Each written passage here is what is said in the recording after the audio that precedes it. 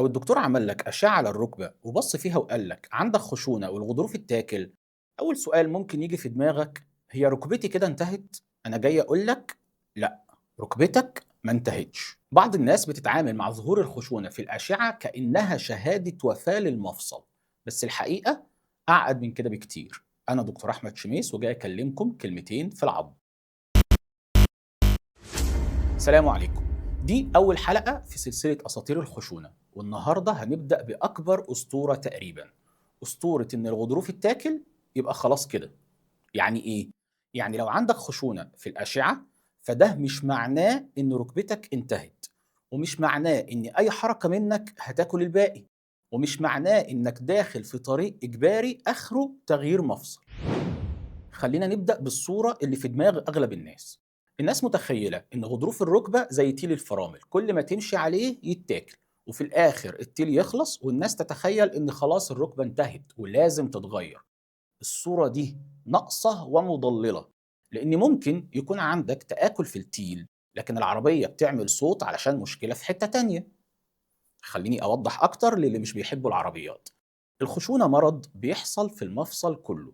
الغضروف بيتأثر وده اللي الناس عارفاه، لكن كمان العظم اللي تحت الغضروف بيتأثر، والغشاء المبطن للمفصل، والأربطة، والعضلات اللي حوالين الركبة.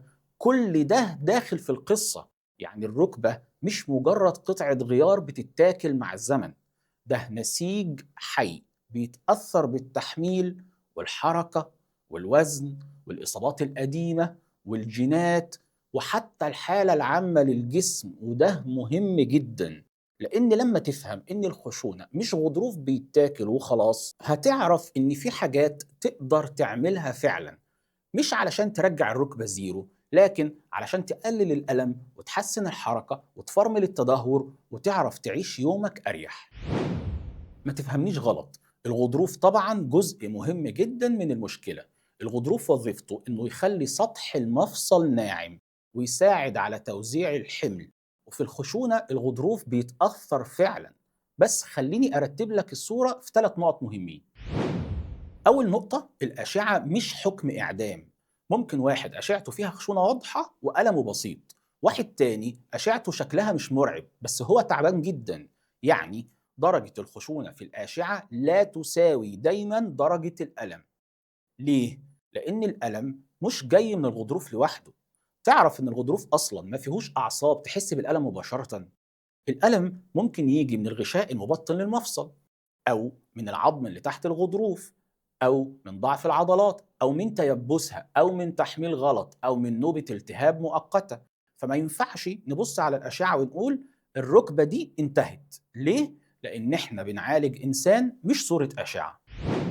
تاني نقطة: الخوف من الحركة.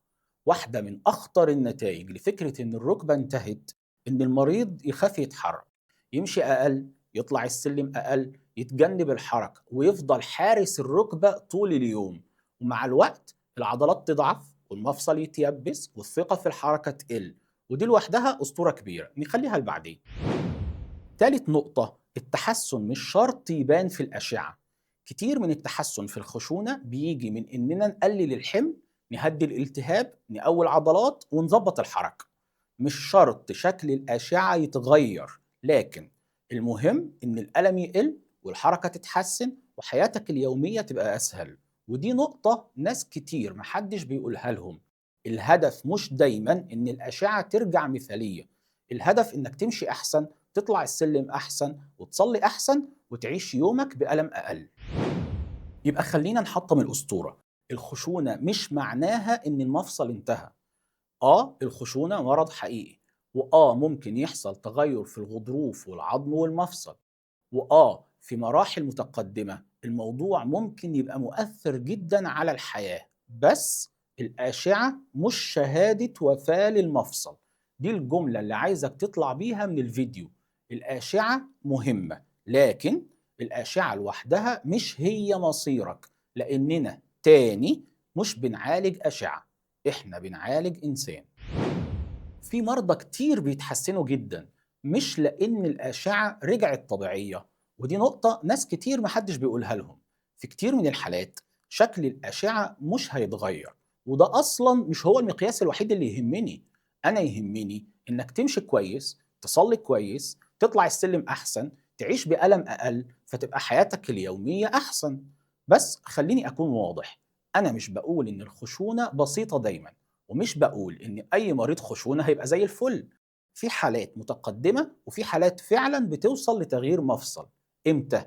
لما العلاجات التانية ما تجيبش نتيجة، وده ساعتها بيبقى قرار محترم في مكانه. لكن أنا بقول إنك ممكن جدا تتحسن وما توصلش لكده.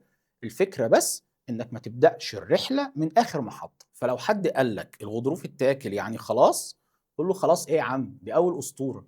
طيب لو المفصل ما انتهاش أعمل إيه؟ أمنع الحركة وأحافظ على الباقي، ولا منع الحركة نفسه ممكن يزود المشكلة؟ لو عايز تعرف الإجابة اكتب لي في الكومنتات أتحرك ولا أريح، ويبقى ده موضوع الحلقة الجاية. ودعواتي لكم بتمام الصحة والعافية.